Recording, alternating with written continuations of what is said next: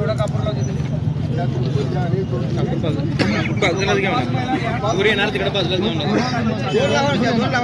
दोन लावा चालते.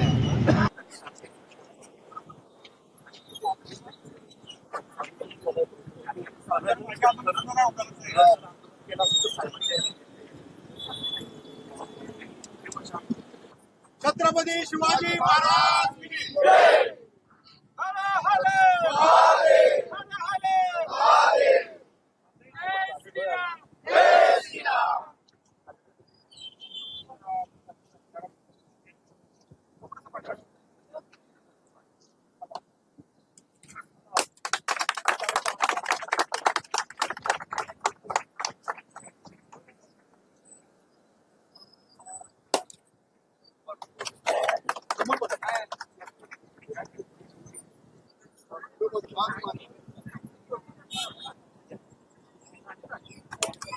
शिवाजी महाराज की जय.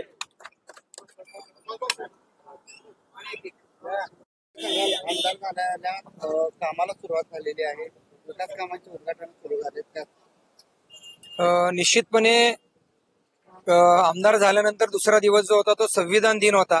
या संविधानालाच विनम्र अभिवादन करून काल परवा दिवशीपासून सुरुवात झाली आणि आज ह्या विकास कामाची उद्घाटनं होत आहेत.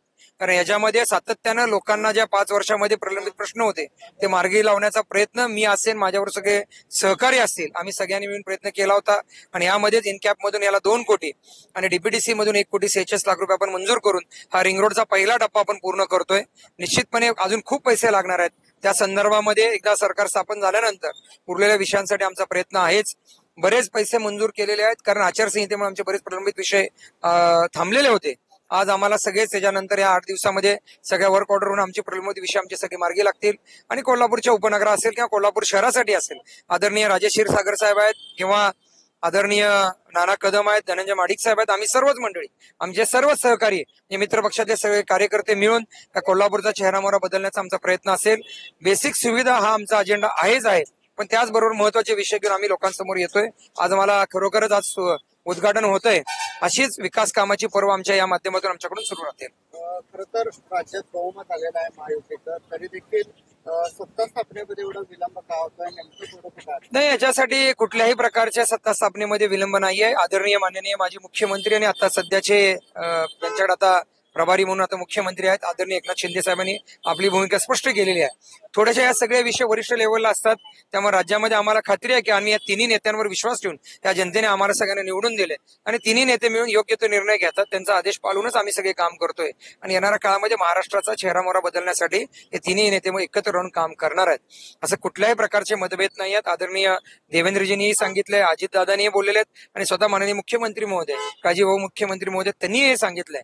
त्यामुळे मला खात्री आहे की कुणीही किंतूपर्यंत आणू नका, कारण सरकार लवकरात लवकर स्थापन होऊन कोल्हापूर तर आहेच, पण महाराष्ट्राचा विकासासाठी आम्ही त्यांच्याबरोबर साथ देऊन आम्ही सक्षमपणे त्यांच्यावर उभे आहोत. या संदर्भामध्ये हा अखंड रोड आहे, त्याच्या संदर्भात बोर्डवरती लिहिलेला आहे.